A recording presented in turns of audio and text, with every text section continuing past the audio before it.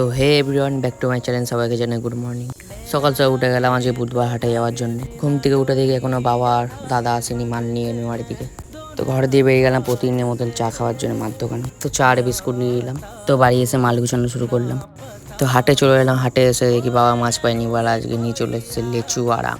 তো সব মাল গুছানো হয়ে গেলো রেডি, এদিকে বাবাও চলে এলো।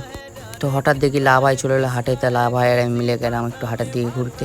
তো হাটে এসে একটু গোবিন্দদার সাথে করে নিলাম দেখা। তো হাট দিয়ে বেরিয়ে চলে এলাম একটা দোকানে চাল কিনতে। তো চাল কিনে দোকানে এসে দাদা নিয়ে চলে এসেছে টোটো। তো মাল গুছিয়ে যাচ্ছিলাম দাদার আমি বাড়িতে। তো বাড়ি এসে শুনি আজ ঋতদাদের বাড়ি পিকনিক আছে, তাই বেরিয়ে গেলাম পিকনিক খাওয়ার জন্য। তো ঈদে সব একে একে ফ্রেশ হয়ে চলে এলো। এখানে চিকেনটা একটু টেস্ট করে নিচ্ছিল। তো ওইদিকে সবাই বসে গেলাম একে একে ভাত খাওয়ার জন্য। তো মজা করতে করে দেখি আমাদের শুভ ভাই চলে এসছে এদিকে। তো এইদিকে আমাদের সাথে অ্যাড হয়ে গেছে আমাদের অয়ন ভাই।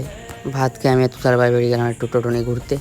তো যারা আমার ব্লগ দেখতে ভালোবাসেন তারা একটু কমেন্ট বক্সে জানিয়ে দিও।